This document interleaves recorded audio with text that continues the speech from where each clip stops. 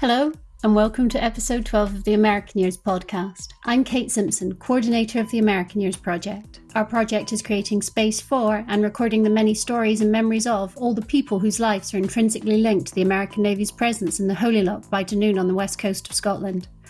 In this episode, we talked to board member Phil. Phil was born and raised in Los Angeles and joined the US submarine fleet after college in the early 80s.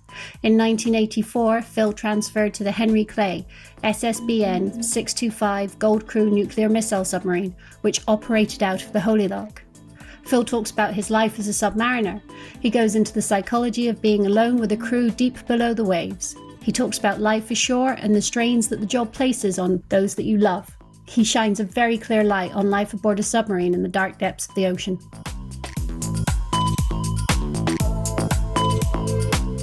I got my guitar in '84, and I talked to the chief of the boat for permission to bring my guitar onto the submarine, which was unheard of and awful cheeky for a brand new sailor who wasn't qualified submarines to ask that very thing. Of course, one of the things that the chief of the boat is, responsible for is the morale. And so, he looked at me, and his name was Campbell, our chief of the boat. And he said, that might not be a bad idea. Let me run it by the captain. So I actually had to get permission from the captain to bring my guitar, this guitar in its case, onto the submarine. And so I got it. I got permission. I had to store it where it was way out of the way. But I remember walking into the library on the ship, and Gary was sitting there. His jaw hit the ground. He said, "Good Lord." He goes, "Where did you get that?" We were actually out on patrol. I said, "Well, Captain, let me bring it out." He said, "May I?" And I said, "Well, sure," because I didn't know how to play it yet. I had brought it out to learn. And so the very first song he played was "Got a Neverending Love for You." I don't know if you remember it. Mm-hmm. I've got a never-ending love for you. Yeah, and he showed me how to play. It's only 3 chords, but he showed me how to play it. And I learned that very first song on the guitar from him. Fair dues to Gary Whiteock. He was a larger than life character, and he was a brilliant missile technician. He was highly, he was the guy to go to. He actually helped me with my submarine qualifications. When you qualify submarines, you have to go division by division and learn all the safety gear and learn all of the escape procedures and learn what you have to do in certain situations. And he was the training petty officer for the entire missile compartment for many years. And he lived here. And I read Charlie's email a couple of days back, and I was so gobsmacked. It's like almost like having a long lost twin, or something.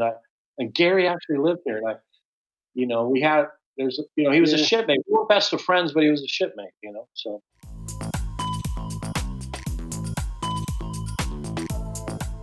I'll tell you, there's a sheet, an A4 sheet. It's kind of a parody, and it's how to simulate submarine life at home.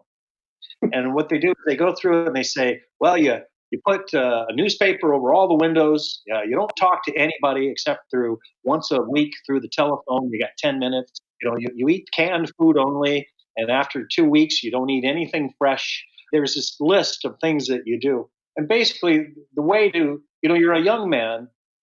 I've gone through my life sacrificing. I told myself, I'm going to do 6 years in the Navy, and then I'm going to get out. And then I go, okay, I'm going to go into submarines. Submarines, okay, so you're going to go down under the water for all these months at a time. And a lot of that is just fooling yourself. You're basically in a building, in a room that will tilt from time to time. But it's quiet. You're getting on with the job. When you're not working, you're eating. When you're not eating, you're studying. You're getting better at your job. And if you're not doing that, you're cleaning or you're training or you're running drills. So you're always busy on a submarine. There's always something to do. And of course, there's relaxation time. Of course, VHS was brand new and huge. So, we had 200 videos from Mad Max Road Warrior to, everything else. So, and then of course we had 24-hour poker games. You put your name on the list. And when somebody had to go to watch or leave, then they would get the next person on the list. And if you were sleeping, they would come and get you out of your rack and say, hey, you're up in the poker game, because you could have a maximum of 7 because there's only 52 cards in the deck. So we would play poker forever. So you keep your mind occupied and you don't think about the world outside. I started the Navy, and of course, everybody goes through boot camp, and then right out of boot camp, I went to submarine school in Groton, Connecticut, and then because I signed up, I got an A school and a C school. You take your test to find out how smart you are before going into the Navy, and depending on your score on that test, they allow you to do certain things or disallow you to do things. You fit in a certain place. So, I had a wide choice, and I selected submarines. And I said last week, because as a kid, I used to watch a program on the telly called Voyage to the Bottom of the Sea, and it was a big submarine, nuclear submarine. That was always in the back of my head. But I thought, and it was adventurous. So I was a young man. I thought submarines sounded adventurous, so I wanted to get out of school and see the world. But I was an electronics technician. I worked on the navigation gear. So it was paramount for the submarine to know exactly where it was on the face of the earth at all times, because not only for the sailors, and so Washington knew where we were, but because nuclear missiles have to know their exact starting point to get to their exact ending point. And I'm a bit ashamed to say, so, because the difference of a couple of meters can mean miles in Moscow or wherever these missiles are going. So navigation electronic technician was my job. And I worked on sonar sounding equipment for fix taking, not for listening for other ships, but for mapping the ocean bottom, because we actually matched topography with topography areas that we had on file to tell us exactly where we were as well, ocean bottom topography.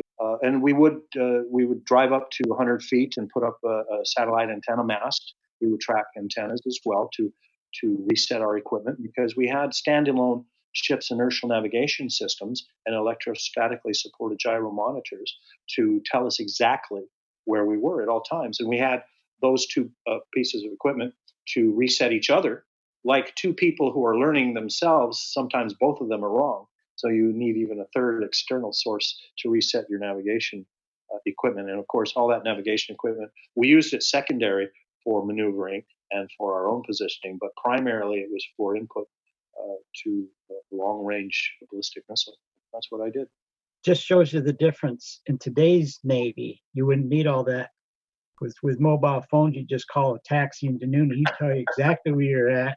I remember some of the sailors saying to me when they came up after their 3 months underwater, it took them at least a full day for their eyesight to adjust to infinity vision again, because you were only looking at things up close all the time when you're underwater.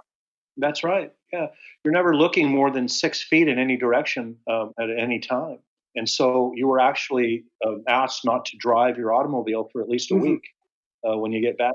First time you come up after 90 or 100 days, and they open the hatch, and sometimes I was the initial enlisted man on watch. Of course, there was an officer that came up in the conning tower, but when we surfaced and they cracked that hatch for the first time, it stunk. Fresh air stunk like you were in a midden, like you were at the dump. Oh, away. It was terrible. And you're like, oh, the smell. And then, of course, as the fresh air inundates your lungs in the submarine, you realize that you're the one who stinks, my friend. Yeah, it was amazing too. And also, here's a little known fact a lot of people don't realize is the carbon monoxide levels increase, of course, when you have so many sailors living together. And you are in a confined system, and even though you do have oxygen scrubbers and CO2 scrubbers, which is, of course, carbon dioxide, those rates go way up. And what happens is the higher they go, the more on edge people are. You argue, and you're argumentative. And so every couple of weeks, the captain will say, well, let's go up to periscope depth and ventilate. See, what you're doing as a submarine, you have to stay quiet. Nobody is supposed to know where you are. So a captain doesn't want to go up to periscope depth. If you can stay away from there, you do. But he realizes, too, that there are fights breaking out, and we need to cool everybody off. So what we'll do is we'll ventilate fresh air and oxygen into the submarine, and then everybody's best friends again. And then we go back down to 500 feet or 1,000 feet and hang out for a while. That actually sounds like oxygen toxicity. The partial pressure of oxygen, it had that same effect on you.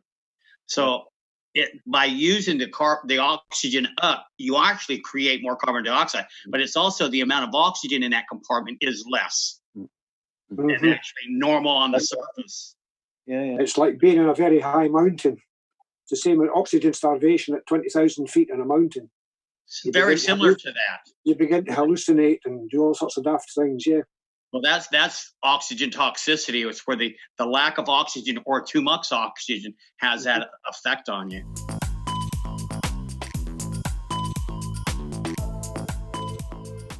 You know, you go through mental evaluations all through. They see the box that's ticked that you're going to be a submariner or submariner, both of which are acceptable, by the way, in the English-speaking world. They keep an eye on you, and you talk to psychologists at different points about what you're about and what you like. Basically, everybody's just normal folk. You resign yourself to being where you are and to doing the job that you're doing. You learn, I think, how to grow up at a young age because you're run by the goats, the goat locker, and the officers. Now, a lot of officers are young themselves and they don't know what's going on, but the people who run that submarine are the captain and the XO, a commander and a lieutenant commander, respectively, and the goats, which are senior. I say goats, but we call it the goat locker. They're chiefs, senior enlisted personnel who have been in the Navy for at least 10, 15 years. That know what's going on. They know the drill, okay? And they keep their division in line. They keep their officer or the new officer in line above them, even though they're in charge of them. And they keep their 10, 15 people in their division, 20 division, in line. They know what's going on. And from them, you suck up knowledge. You suck up how to do your job. You do what you're told. You never answer back. And in the Navy, if you have to understand too that you want to make rate. You want more stripes. So you do your job. And if you fight with somebody, if you throw fisticuffs, you're going to lose a stripe, which means you get demoted, and that demotion stays with you. So you learn how to resolve any differences by having a very smart mouth, using your vocabulary to belittle somebody if you feel it's necessary. And if they want to take a punch, let them, but you better not. And once in a great while, differences are settled that way, and hopefully without prying eyes or anybody who tells it. Because a submarine, especially a ballistic submarine, there are some spaces which is the only place that you can open your arms and turn around on a 19 class Lafayette class submarine was between the missile tubes or in the mess decks where you had your dinner. If you really felt that a duel, I'll meet you in the missile compartment at 3:00 this morning, young man. I'm going to kick your ass. So, Oh my goodness. if it came to that, hopefully it never did. It never did for me. Fight or flight. I'm the guy who runs. I don't fight. So even though I've got ginger hair, I have a bit of a temper.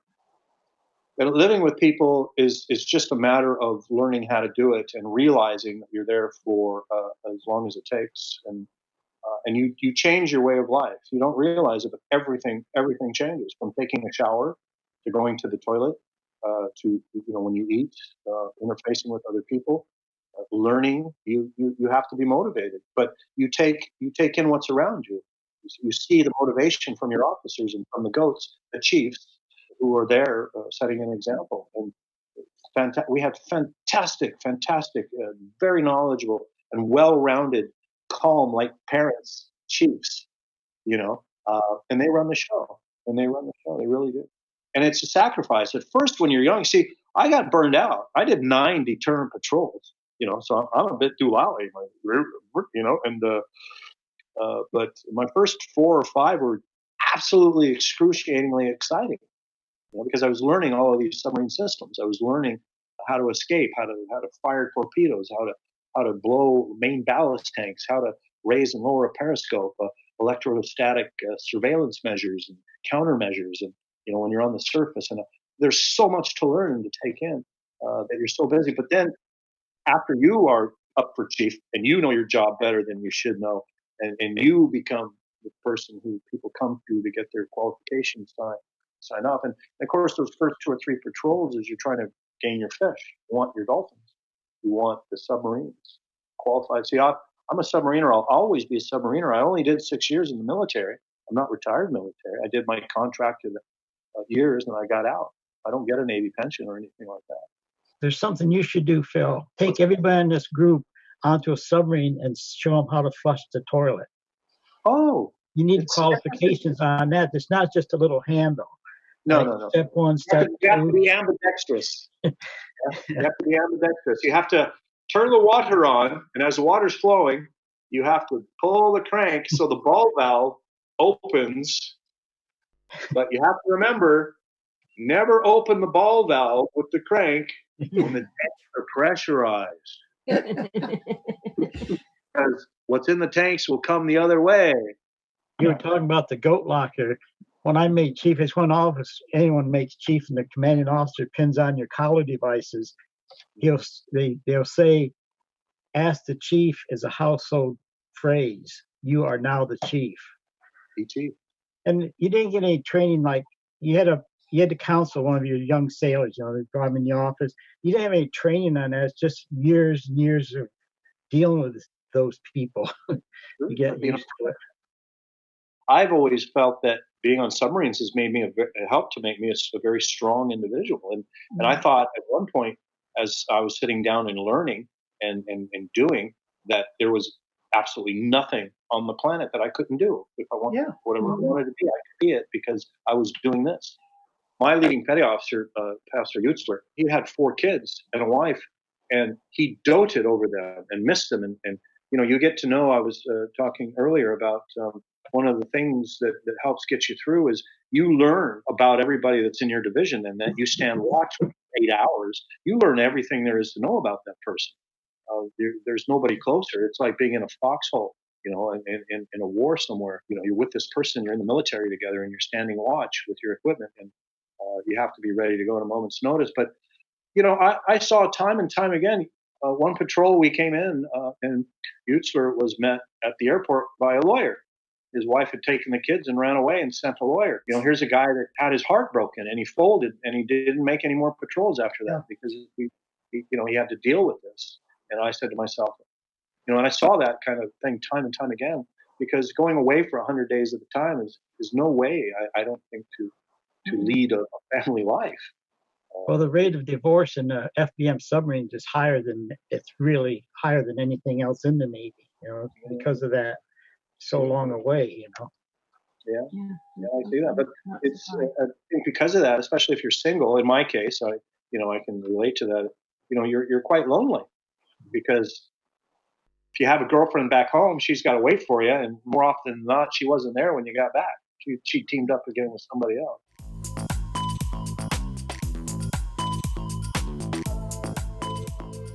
Well, first of all, the only thing I didn't like about Hunt for the Red October was, I believe there's a point where Alec Baldwin, the helicopter takes him out to, I think it's the USS Dallas, and the sea state is too high. So he says, "We can't go any further. We have to head back." And he says, "Oh, yeah." And he pulls the hook on his harness, and he falls into the ocean. As a submariner, I knew at that point in time that Alec Baldwin would have died.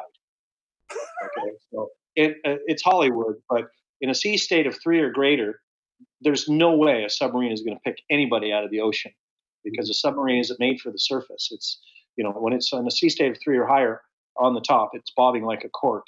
And of course, the only open hatch that's above the water line will be out of the sail, which is the conning tower. And you're not going to get him from there. So anyway, it was a great movie.